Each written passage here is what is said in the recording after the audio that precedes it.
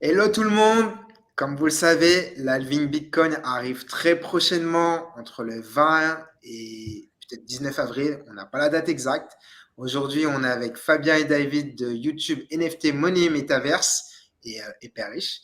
Et du coup, le thème de cette vidéo, c'est de pouvoir saisir et comprendre l'opportunité de runes, des milliards de dollars qui vont arriver juste après l'halving du Bitcoin. À vous la parole, les gars. Alors, c'est très simple. Je vais faire un petit parallèle avec ce qui se passe en ce moment. En ce moment, il y a une petite folie sur les tokens Solana, et notamment les memcoins Solana, où on voit plusieurs tokens memcoins Solana qui ont dépassé le milliard de market cap, avec notamment WIF, qui a dépassé les 4 milliards. Je sais qu'il y en a d'autres. Je crois qu'il y a eu d'autres chiens aussi comme ça. Il y a eu Boden, le jeu avec les présidents, c'est parti d'1 million de market cap, ça finit 500 millions, c'est du n'importe quoi. Cat with hat, dog with hat, c'est la folie quoi. Voilà, donc il y a eu tout ça. Donc ça, qu'est-ce que c'est au final? C'est des shitcoins sur Solana qui marchent très très bien et qui montent à plusieurs milliards de market cap. Donc si on arrive très très tôt, c'est déjà extrêmement intéressant. Et ça, c'est sur Solana. Solana, c'est une blockchain qui est quand même pas mal utilisée, mais c'est pas la blockchain la plus utilisée. La blockchain la plus utilisée de tous les... Pas la plus utilisée, mais en tout cas la plus connue et de très loin la plus grosse. La plus valorisée. Celle qui a le plus de market cap de très très loin. La moitié du volume des cryptos, c'est Bitcoin. Donc là, on va pouvoir faire ce qu'on a fait sur Solana, c'est-à-dire des shitcoins sur Bitcoin.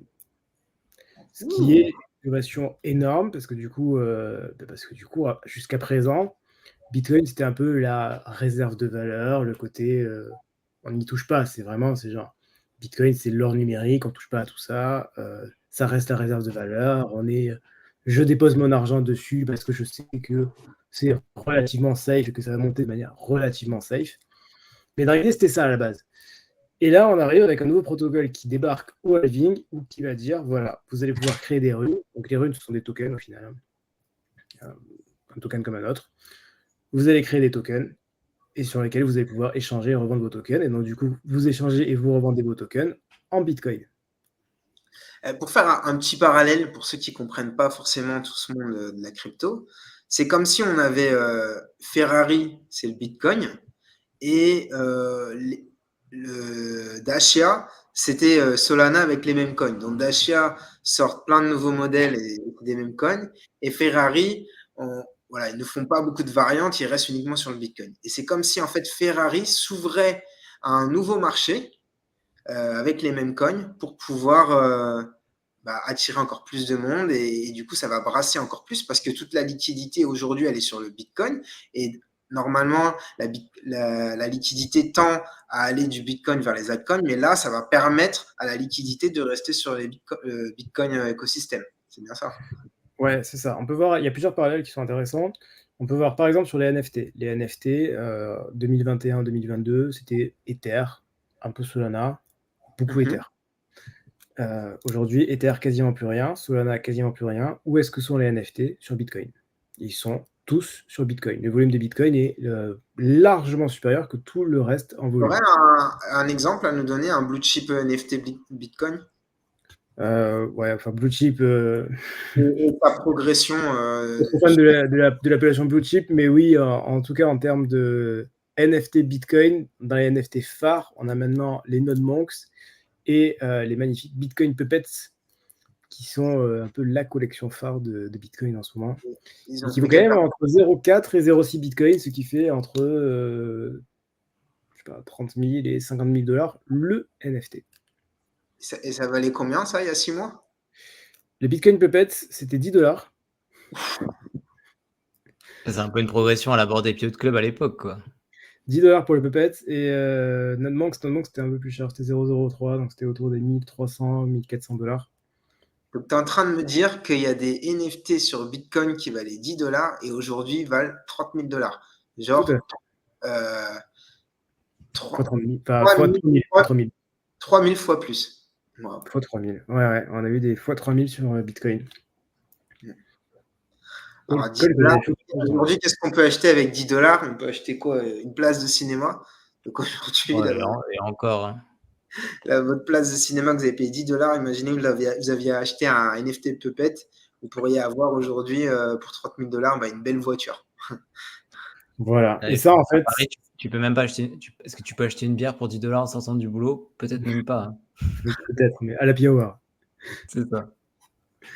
Voilà. Et ça, on le voit plus sur Ether. En fait, les multiples qu'on a comme ça, ils arrivent sur Bitcoin. Ils arrivent plus sur Ether. Et C'est donc vrai ça, que c'est parce je qu'il suis y a d'accord eu avec des toi. NFT qui sont arrivés sur Bitcoin. Excuse-moi de te couper, Fabien. Les blue chips sur Ether, vu qu'ils étaient déjà pricés super haut, ils ont plus tendance à baisser, comme on peut voir avec le Bored Ape. Et ouais, il y a sûrement des nouvelles terres ailleurs, comme le Bitcoin, où on peut aller chercher de la croissance. Voilà. Et donc, j'ai bien un point suivant. C'est le mec qui a créé les NFT sur Bitcoin. Donc, ce mec-là, et c'est ce même mec-là qui crée Rune. Et donc, il crée les tokens sur Bitcoin. D'où le fait que ce soit aussi hypé, que ce soit aussi attendu et que ce soit aussi important. Parce qu'on sait que ce qu'il a fait sur Bitcoin en permettant de faire des NFT sur Bitcoin, c'est incroyable. C'est un protocole qui est incroyable, c'est fantastique. Donc, on sait que ce qu'il va faire là, ça va être absolument incroyable. Sachant qu'on a eu plus ou moins un équivalent de token sur Bitcoin avec BRC20. BRC20 aujourd'hui, c'est 2 tokens Ordi et SAT qui ont dépassé les 1 milliard de market cap. Wow. Alors que c'était une tentative pas incroyable qui utilisait les ordinals, donc ce qu'il y avait avant, pour faire des tokens. Juste pour bien resituer le contexte, une personne qui débarque et qui ne sait pas ce que c'est le rune, est-ce que tu peux lui expliquer en 2-3 mots pour un vrai débutant qui ne sait pas ce que c'est? C'est pas évident. C'est pas évident parce qu'il y a beaucoup de concepts qui sont assez différents. Dans l'idée, ça reste des tokens qu'on peut acheter et revendre. Le concept, les achats de runes sont très différents des achats de tokens standards qu'on a ailleurs. Donc on va faire ça avec des mints, donc c'est assez différent. Je ne vais pas aller dans le détail là-dessus. Dans l'idée, c'est juste des tokens qu'on va pouvoir acheter de manière entre guillemets juste, c'est-à-dire que tout le monde peut acheter au même prix, au même moment.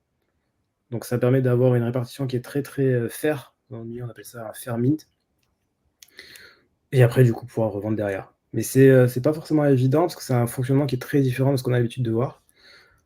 Sachant qu'en plus, on a déjà des projets qui commencent à faire ce qui s'appelle du pré-rune. Donc, on a 2 gros projets qui sont sortis, Runestone et RSIC, avec notamment Runestone qui était pour les holders d'ordinals, c'est pour ça qu'il y avait des ordinals à l'époque. Et donc, par exemple, si vous avez acheté votre petit ordinals à 10 $, mais non seulement votre NFT vaut 30 000 $, mais c'est pas tout. C'est pas tout. Puisque vous avez également ce NFT-là que vous recevez dans votre wallet qui vaut aujourd'hui 0,077 bitcoins, ce qui fait 5-6 000 $, 6 000 $ à peu près. Gratuitement. Airdrop. Juste petite précision, si vous tapez RUNE sur Google, ne confondez pas avec un autre token qui vient du projet Torchain. C'est totalement différent, ça n'a rien à voir. Ça n'a rien à voir. Ouais. Là, c'est Rune, c'est vraiment Rune sur Bitcoin. Et donc, c'est un protocole qui est extrêmement différent.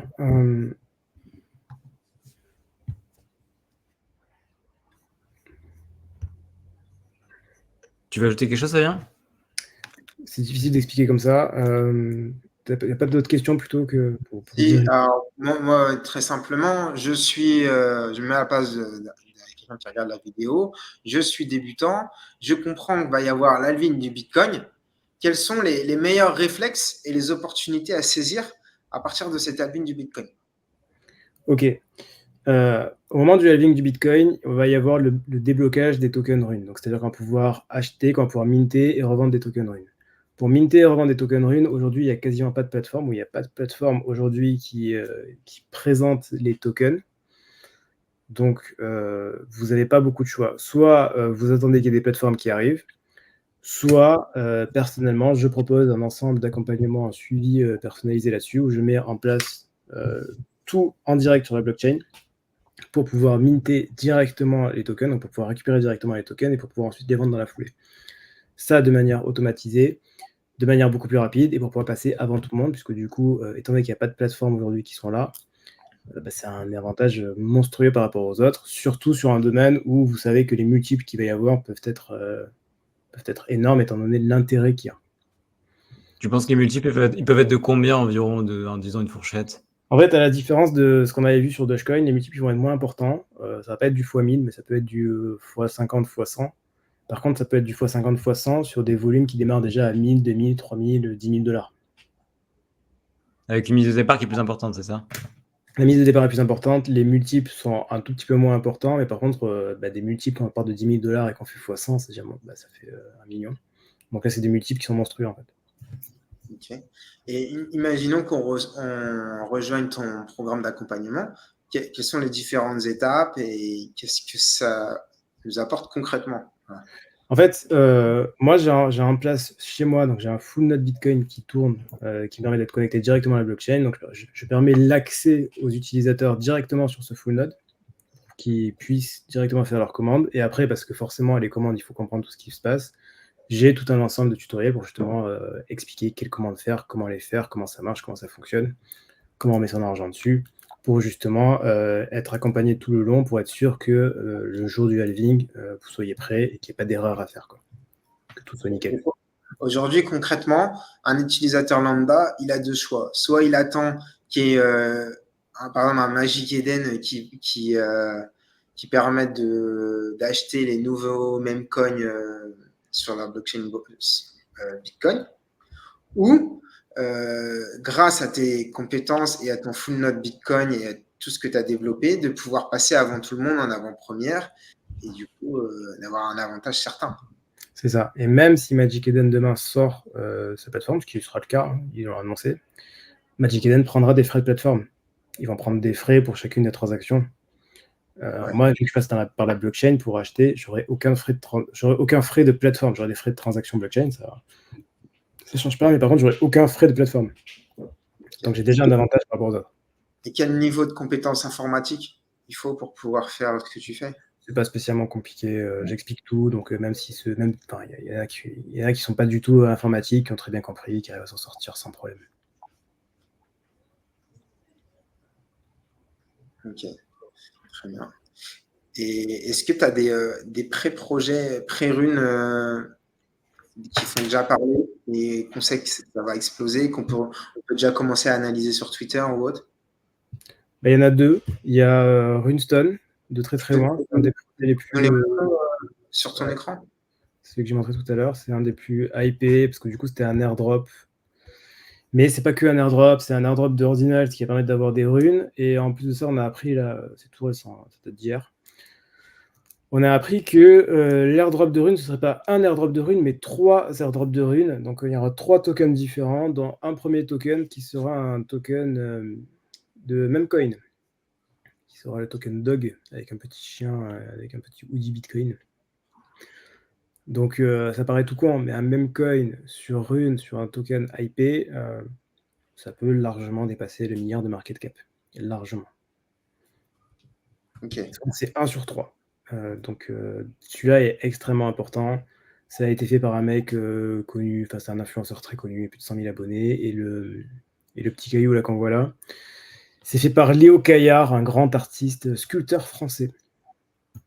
Donc pas n'importe qui non plus, qui a fait le design de l'image du rune. Donc ça, c'est ce qu'on appelle des pré-runes. Il y en a d'autres comme ça. Il y a RSIC, RSIC, qui ont fait pareil, qui ont fait plus ou moins le même concept. C'est eux qui ont inventé le concept d'ailleurs. Qui vont permettre de pouvoir accéder à des tokens RSIC par rapport au nombre d'ordinals que vous possédez. Donc c'est une manière de commencer à rentrer dans l'écosystème Rune sans avoir à acheter, revendre, ce genre de choses, ou à faire la chose compliquée. C'est du coup un peu plus simple. On démarre directement. J'ai juste à acheter un ordinal et c'est déjà plus simple. Voilà, mais après, il y a une tonne d'autres plateformes qui vont se lancer. Il y a des plateformes qui vont permettre de pouvoir mint, revendre. Enfin, mint ou créer des runes. Il y en a qui vont permettre de pouvoir faire de la DeFi aussi, parce que du coup, s'il y a des shitcoins qui existent, ça veut dire qu'on peut mettre des shitcoins, on peut mettre des pools de liquidité, on peut mettre du stacking. Dans l'idée, on va construire tout ce qu'on a vu déjà sur Ether ou Solana, ça va être construit du coup sur Bitcoin. Donc c'est énorme en termes de changement. C'est un nouveau monde qui s'ouvre en fait. Ça, c'est juste le début. Au début, qu'est-ce qui se passe? Quand il y a des nouveaux tokens qui sortent, forcément, ça fait des shitcoins, c'est facile, c'est rapide, ça monte très vite, parce que du coup, il n'y a que ça. Et après, plus ça va, plus il y a des mecs qui vont faire des trucs un peu plus sérieux, des projets sérieux, où oui, ça va commencer à faire de la DeFi, du stacking, des pools, enfin vraiment tout ce qu'on voit en finance décentralisée, mais du coup sur la blockchain principale, la blockchain REN. Ok. Voilà. Et le fondateur, c'est lui au passage, pour ceux qui veulent savoir.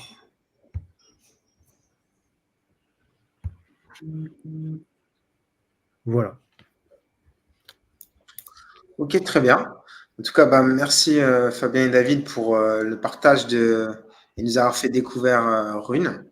Et on comprend mieux, parce que ouais, quand on voit la hype qu'il y a sur les mêmes coins Solana, s'il y a la même chose qui se passe sur l'écosystème Bitcoin avec toute la liquidité, ouais, il y a des parts de marché à prendre. Et puis, grâce à ta solution que tu proposes, on peut les avoir en avant-première. Donc, voilà. Si ça vous intéresse, je pense que vous aurez toutes les informations voilà, directement en dessous dans la description ou autre. Voilà, il n'y a pas d'affiliation de ma part. C'est juste voilà, si le monde de la crypto vous intéresse et vous voulez aller plus loin et saisir des opportunités avant tout le monde, Fabien et David, bah, c'est ce qu'ils proposent dans leur quotidien. Voilà. Ok, et ben merci beaucoup à vous. Je pense que ce sera intéressant de faire le point quand la VIN sera passée à partir du 19-20 et voir quels vont être les premiers memecoins qui vont sortir. Ben, avec grand plaisir. Merci Paris pour l'invitation. Ouais, merci, ouais. Ouais, ça À la marche. prochaine. Super les gars, et puis moi j'ai hâte de connaître vos calls pour pouvoir acheter des premiers memecoins sur l'écosystème Bitcoin. Hein. Tu seras le premier informé. Ça va arriver. Merci les gars, à plus tard. Merci. Merci. Ciao, ciao.